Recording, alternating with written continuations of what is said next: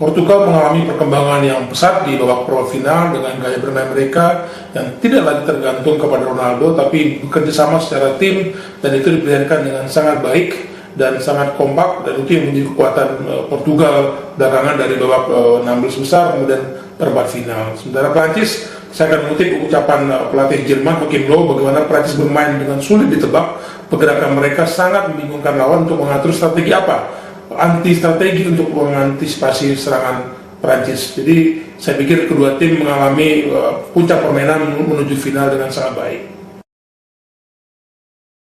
Dengan 112 usaha percobaan dilakukan oleh Portugal ke gawang lawan hingga dari fase grup hingga semifinal, 41%-nya dilakukan oleh Ronaldo. Jadi ketergantungan Portugal terhadap Ronaldo mungkin saja menjadi kebenaran, sehingga final ini disebut antara Ronaldo melawan Prancis. Tapi apakah itu kebenarannya?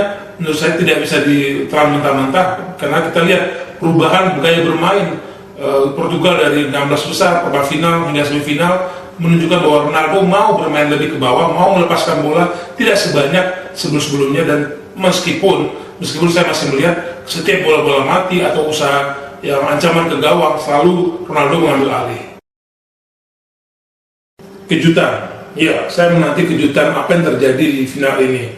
Tidak mudah untuk mengatakan bahwa kedua pelatih sudah memprediksi seperti apa cara melawan memainkan strateginya. Tapi sekali lagi saya nantikan kejutan.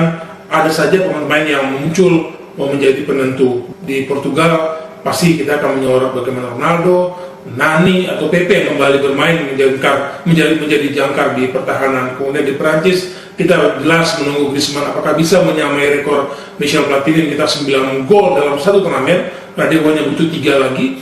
Kemudian kita nunggu juga Giroud yang bermain sangat baik menurut saya, meskipun peran dia di awal turnamen ini tidak seperti yang diharapkan sekarang, karena semua orang mengatakan Prancis butuh Benzema, tapi dua pemain ini Griezmann dan Giroud mengambil alih posisi itu. Kemudian di belakang jelas Koscielny sebagai tembok yang menurut saya sangat berperan baik ketika menghadapi Jerman, menjadi salah satu pemain yang bisa mengejutkan. Apakah mereka ini menjadi penentu?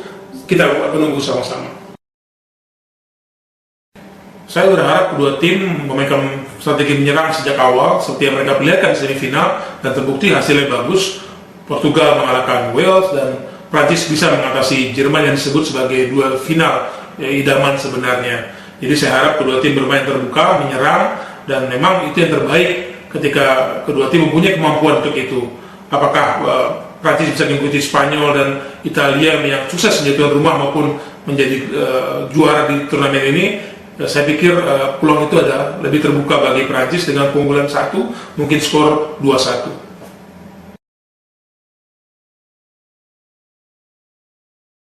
Bermain Portugal dari 16 besar, perempat final hingga semifinal menunjukkan bahwa Ronaldo mau bermain lebih ke bawah, mau melepaskan bola tidak sebanyak sebelum-sebelumnya, dan meskipun saya masih melihat setiap bola-bola mati atau usaha yang ancaman ke gawang selalu Ronaldo mengambil alih. Kejutan, ya, saya menanti kejutan apa yang terjadi di final ini. Tidak mudah untuk mengatakan bahwa kedua pelatih sudah memprediksi seperti apa cara melawan memainkan strateginya. Tapi sekali lagi saya nantikan kejutan, dan Giroud mengambil alih posisi itu. Kemudian di belakang jelas Koscielny sebagai tembok yang menurut saya sangat berperan baik ketika menghadapi Jerman, menjadi salah satu pemain yang bisa mengejutkan. Apakah mereka ini menjadi penentu? Kita menunggu sama-sama. Saya berharap kedua tim memainkan strategi menyerang sejak awal seperti yang mereka perlihatkan di semifinal, dan terbukti hasilnya bagus. Portugal mengalahkan Wales dan Prancis bisa mengatasi Jerman yang disebut sebagai duel final idaman sebenarnya.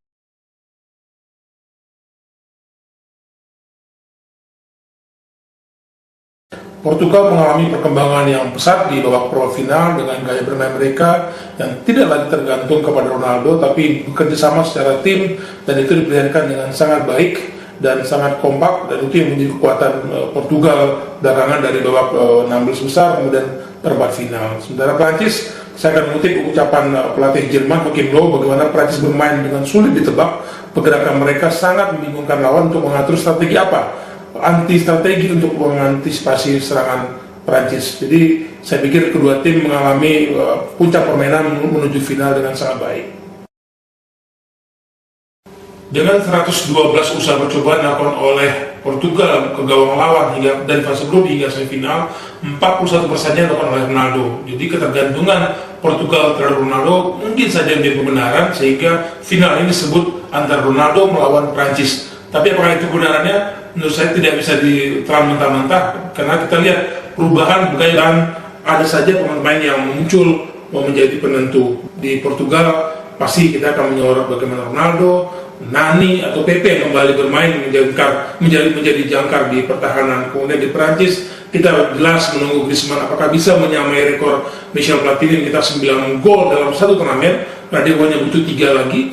Kemudian kita nunggu juga Giroud yang bermain sangat baik menurut saya, meskipun peran dia di awal turnamen ini tidak seperti yang diharapkan sekarang, karena semua orang mengatakan Prancis butuh Benzema, tapi dua pemain ini Griezmann